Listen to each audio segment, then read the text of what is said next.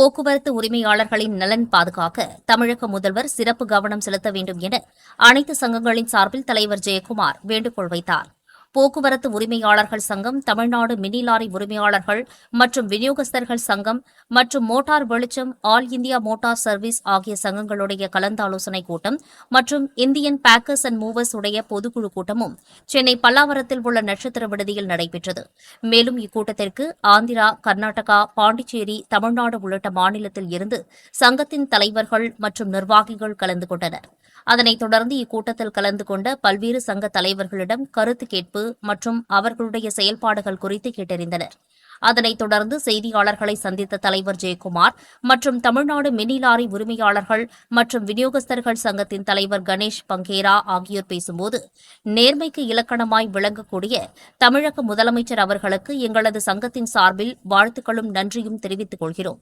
மேலும் எங்களுடைய முக்கிய 3 கோரிக்கையான மோட்டார் தொழில் மிகவும் நலிவடைந்துள்ளதாகவும் அவற்றை பாதுகாக்க தமிழக முதலமைச்சர் திரு சி ஜோசப் விஜய் அவர்கள் உரிய அக்கறை எடுத்துக் கொண்டு தமிழகத்தில் 50 இடங்களில் மோட்டார் தொழில் பாதுகாக்க பார்க்கிங் வசதி உண்டு, உறங்க இடவசதி, உரிய பாதுகாப்பு வழங்கிட வேண்டும். மேலும் 6 மாதத்திற்கு முன்னரே மாண்புமிகு பாரத பிரதமர் நரேந்திர மோடி அவர்கள் அடுத்த ஓராண்டிற்குள் இந்தியா முழுவதும் முதற்கட்டமாக 1000 இடங்களில் மோட்டார் தொழில் பாதுகாக்க பார்க்கிங் வசதியுடன் வாகனத்தை நிறுத்துவதற்கும், விபத்தை தடுப்பதற்கும், பொதுமக்களின் பாதுகாப்பை பேணி காப்பதற்கும் உரிய நடவடிக்கை எடுப்பதாக தெரிவித்திருக்கிறார். அதனை மத்திய அரசு விரைந்து நடவடிக்கை எடுக்க வேண்டும். அதேபோன்று குடித்துவிட்டு வாகனம் ஓட்டுபவர் மீது உரிய நடவடிக்கை எடுக்கலாம். அதை விட்டுவிட்டு வாகனத்தின் மீது அபராதம் விதிப்பது, அவற்றை ஜப்தி செய்வது ஏற்புடையதல்ல. எனவே குடித்துவிட்டு வாகனத்தை ஓட்டுவோர் மீது நடவடிக்கை எடுக்கலாம். அதேபோல் வாகனத்தின் மீது விபத்து என்று பொய் வழக்கு போடுவதும், அதேபோல் எந்தவித தவறு செய்யாத டிரைவர் மீது பொய் வழக்கு போட்டு அவரிடம் பணம் வசூலிப்பது ஏற்புடையதல்ல.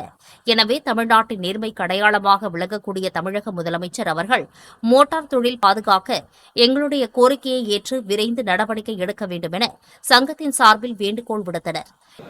Bakers and movers transport owners association, Tamil Nadu mini lorry owners and suppliers association, motor வெளிச்சம், ஆல் இண்டியா மோட்டார் சர்வீஸ்,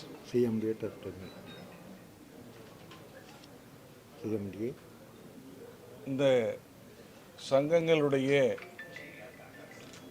கலந்தாலோசனை கூட்டமும்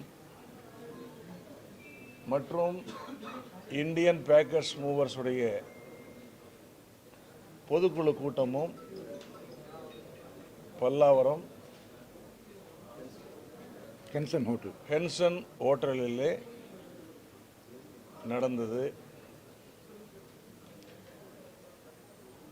தமிழ்நாட்டிலிருந்தும், ஆந்திராவிலிருந்தும், கர்நாடகாவிலிருந்தும், தென் மாநிலங்களுடைய பேக்கர்ஸ் அண்ட் மூவர்ஸ் உடைய உரிமையாளர்கள், transporters, booking agents, fleet operators, தென் மாநில ட்ரக் ஆபரேட்டர்ஸ் சங்க தலைவர்கள் அனைவரும் கலந்து கொண்டு இன்றைக்கு இந்த மோட்டார் தொழிலிலே விவசாயமும் மோட்டார் தொழிலும் பேக்போன் ஆஃப் இந்தியா என்று சொன்னால் உண்மையானது. இந்த தொழிலிலே இன்றைக்கு தமிழ்நாட்டிலே ஒரு 3 முக்கிய கோரிக்கைகளை மாண்புமிகு தமிழ்நாடு முதலமைச்சர் மதிப்புக்குரிய சி ஜோசப் விஜய் அவருடைய கவனத்திற்கு கொண்டு செல்வதற்காகத்தான் இந்த கூட்டத்தினுடைய அத்தனை பேருடைய கருத்துக்களின் வாயிலாக எடுக்கப்பட்ட முடிவின்படி இன்றைக்கு மோட்டார் தொழில் மிகவும் நலிவடைந்துள்ள இந்த தொழிலிலே மாண்புமிகு தமிழ்நாடு முதல்வர்கள் அக்கறை எடுத்துக்கொண்டு இன்றைக்கு தமிழ்நாட்டிலே முதல் கட்டமாக ஒரு 50 இடங்களிலே டார்மெட்ரி, உண்டு உறைவிட வசதியுடன் பார்க்கிங் டெர்மினல்கள் ஏற்படுத்தி தர வேண்டும். பாரத பிரதமர் மாண்புமிகு நரேந்திர மோடி அவர்கள்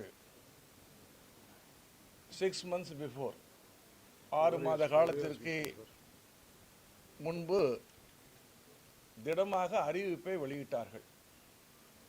அடுத்த ஓராண்டிற்குள் 1000 இடங்களிலே இந்தியா முழுவதும் நெடுஞ்சாலைகளிலே பார்க்கிங் டெர்மினல்கள் ஏற்படுத்துவது என்றும் இதனால் விபத்தை குறைப்பது, பொதுமக்களுக்கு பாதுகாப்பு அளிப்பது, மோட்டார் தொழிலுக்கு ஒரு பாதுகாப்பை ஏற்படுத்துவது, அதை உடனடியாக மத்திய அரசுக்கு கொண்டு சென்று நிறைவேற்ற வேண்டும். இரண்டாவது, மது போதையில் குடித்துவிட்டு வாகனம் ஓட்டுகின்றார்கள் ஒரு சில ஓட்டுநர்கள். அந்த வாகனங்களை காவல்துறை பறிமுதல் செய்கிறது. அபராதம் நீதிமன்றத்திலே போய் செலுத்த வேண்டும் என்கின்ற உத்தரவை பிறப்பிப்பதால் லாரி உரிமையாளரும் அந்த லாரியும் கடுமையாக பாதிக்கப்படுகின்றது. இதற்கு ஒரு தீர்வு தமிழக அரசுக்கு, அதிகாரிகளுக்கு. இப்போ ஒரு ஓட்டுநருக்கு லைசன்ஸ் யார் கொடுக்குறாங்க? அரசாங்கம், ரீஜனல் டிரான்ஸ்போர்ட் ஆஃபீஸர், ஆர்டிஓ. இப்போ அங்கேருந்து தான் டிரைவருக்கு லைசன்ஸ் கொடுக்குறாங்க. இப்போ அந்த டிரைவர் மது எடுத்துறாங்க, ட்ரங்க் அண்ட் டிரைவிங், யாரோ ஒருத்தர். அப்போ லாரி குடிக்கல, லாரி ஓனர் குடிக்கல, டிரைவர் குடிச்சிருக்கார். தப்பு செய்தவர்களை அதை தண்டிச்சா மட்டும்தான் அதை நிரந்தரமாக அந்த தடை செய்ய முடியும். அப்போ தான் அந்த விபத்தை குறைக்க முடியும். இது நாங்கள் ஒரு 6 மாதமாக பலகட்டமாக அதிகாரிகளுக்கு கடிதங்கள் கொடுத்துருக்குறோம். ஆனால் இப்போ தமிழக அரசுக்கு மாண்புமிகு தமிழக முதல்வர் கவனத்துக்கு கொண்டு போனால் உடனடியாக அதை செஞ்சு தர்றாங்க. எந்த ஒரு கோரிக்கை வச்சாலும் உடனடியாக அது 24 மணி நேரத்தில் அதிகாரிகளை அழைச்சி உடனடியாக அதை பாருங்கன்னு சொல்கிறாங்க. அப்படிப்பட்ட ஒரு நல்ல நிர்வாகம் நடந்துக்கிட்டு இருக்கு. உடனடியாக இதுக்கு என்ன பண்ணணும்? டிரைவருக்கு அவங்களுக்கு இம்ப்ரெஷன் சிறை, அதே மாதிரி உடனடியாக லாரியை விடுவிக்கணும். லாரி தப்பு பண்ணலை, கோர்ட்டில் போய் கேஸுக்கு அந்த வழக்குக்கு ஃபைன் கட்டுறதெல்லாம் வேறு எந்த மாநிலங்களும் கிடையாது. இப்போ கர்நாடகா, ஆந்திராவில் என்ன பண்ணால் அப்படியே ஸ்பாட் ஃபைன். யார் தப்பு பண்ணுறாங்களோ உடனடியாக ஸ்பாட் ஃபைன், அதை உடனடியாக அது அங்கே கட்டிட்டு வண்டி எடுத்துகிட்டு போயிடலாம். இதனால் இந்த டிலே இருக்காது. மிகப்பெரிய இப்போ இதனால் மிகப்பெரிய லாரி ஓனர்ஸ் ரொம்ப கஷ்டப்படுறாங்க, நஷ்டப்படுறாங்க. இதனால் மிகப்பெரிய இழப்பு ஏற்படுது. இதனால் இண்டஸ்ட்ரியில் மிகப்பெரிய இது இருக்குது, ரொம்ப கடினமான சூழ்நிலை இருக்குது. இரண்டாவது பார்த்திங்கன்னா இந்த ஆன்லைனில் இந்த அபராதங்கள், காவல்துறை அபராதம், அதே மாதிரி ஆர்டிஓ, இந்த ஹராஸ்மெண்ட்டு ஹைவேல, அதே மாதிரி சிட்டிக்குள்ளே அவங்க வாகனங்களை இப்போ ஒரு இடத்துல செக் பாயிண்ட் வைக்கணும். இந்தந்த இடத்துல வாகனங்களை சோதனை செய்யணும். ஃபஸ்ட்டு செக் போஸ்ட் தீர்மானிக்கணும். அது ஹைவேஸில் எங்கெங்கே இடத்துல செக் பண்ணணும். அப்போ அதே மாதிரி போலீஸ் எங்கே செக் பண்ணுறது. இப்போ இதனால் என்ன இதுன்னா பொதுமக்களுக்கு இந்த டிராஃபிக் கன்ஜெஷன் குறையும். எல்லா இடத்துலையும் நின்றுக்கிட்டு வண்டி நம்பரை பார்த்த உடனே அந்த வண்டி போய்கிட்டு இருக்கோம், அந்த இதுக்கு ஸ்பாட் ஃபைன் வரும். அந்த குறுஞ்செய்தி மெசேஜ் லாரி ஓனருக்கு வரும். அதை நம்ம கோர்ட்டில் ஃபைன் கட்டணும். இல்லைன்னா வண்டிக்கு எஃப்சி பண்ண முடியாது. அதுக்கு அடுத்த கட்டத்துக்கு நீங்கள் பர்மிட் இது நீட்டிக்க முடியாது. அடுத்து டேக்ஸ் கட்ட முடியாது, இன்சூரன்ஸ் கட்ட முடியாது. இப்படி எல்லாத்துக்கும் அங்கே செக் பாயிண்டாக நின்றுடும். அதுக்கு கிளியர் பண்ணுறதுக்குள்ளே அவங்க படுற பாடு இது ரொம்ப கடினமான இழப்பு ஏற்படுது, பெரிய லாஸ் இருக்குது.